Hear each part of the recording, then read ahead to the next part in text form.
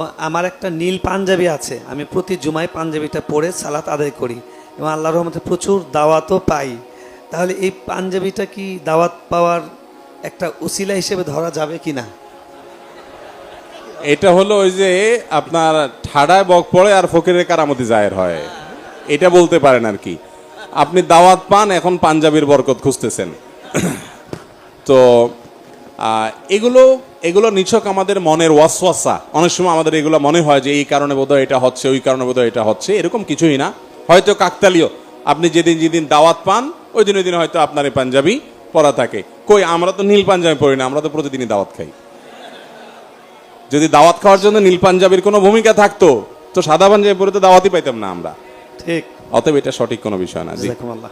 এখনকার বেশিরভাগ মসজিদে সম্মানীয় হুজুররা শুধুমাত্র স্বামীর প্রতি স্ত্রীর দায়িত্ব কর্তব্য পালনের কথা উল্লেখ করেন, কিন্তু স্ত্রীর প্রতি স্বামীর দায়িত্ব ও কর্তব্য পালনের কথা উল্লেখ করেন না, এবং বাবা মার প্রতি সন্তানদের দায়িত্ব কর্তব্যের কথা বলেন। পক্ষান্তরে উল্টারা সন্তানের প্রতি বাবা মার করণীয় সেটা নিয়ে কথা বলেন না। এ ব্যাপারে এই অবস্থা থেকে বের হওয়ার উপায় কি?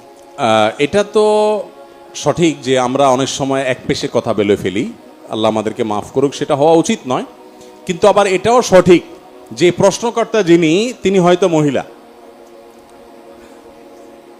যদি মহিলা হয়ে থাকেন তাহলে আমি তাকে প্রশ্ন করব পাল্টা, যে আপনার দরকার কোনটা? স্বামীর অধিকার জানা না স্ত্রীর অধিকার জানা? কোনটা দরকার? একজন মহিলার জন্য কোনটা জানা দরকার? স্বামীর হক জানা দরকার। কারণ স্বামীর হক যদি কোনোটা আদায় না হয় তাহলে আল্লাহর কাছে ধরা খাইতে হবে।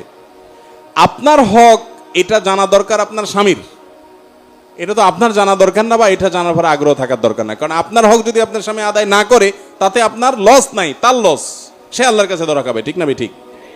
ডক্টর খন্দকার আব্দুল্লাহ জাহাঙ্গীর রহমাল্লাহ বলতেন, আমরা আজকাল সবাই অধিকার সচেতন, আমরা বেশিরভাগ মানুষ দায়িত্ব সচেতন না।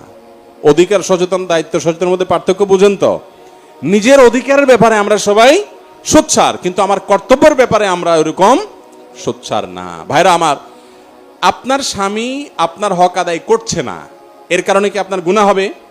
আপনার আখিরাত ধ্বংস হবে, জাহান্নামে যেতে হবে? কিন্তু আপনি আদায় করছেন না, আপনার তো গুনাহ হবে।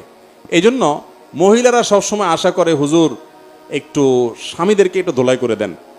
স্বামীরা একটু আশা করে, হুজুর মহিলাদের একটু সাইজ করে দেন। এই জন্য বউ দেখবেন কোনো হুজুরের কোনো ওয়াজ যদি পায় যে স্বামীদেরকে সাইজ করছে, ওই লিঙ্কটা পাঠায় দেয় স্বামীরে, কয়েকটা শুনো তো হুজুর কি বলছে। আবার একই কাজ স্বামীও করে বউয়ের ব্যাপারে। স্বামী বউকে বলে, দেখো নবীজি সাল্লাল্লাহু আলাইহি সাল্লাম বলছেন, আল্লাহর পরে যদি কাউকে সেজদা করা যে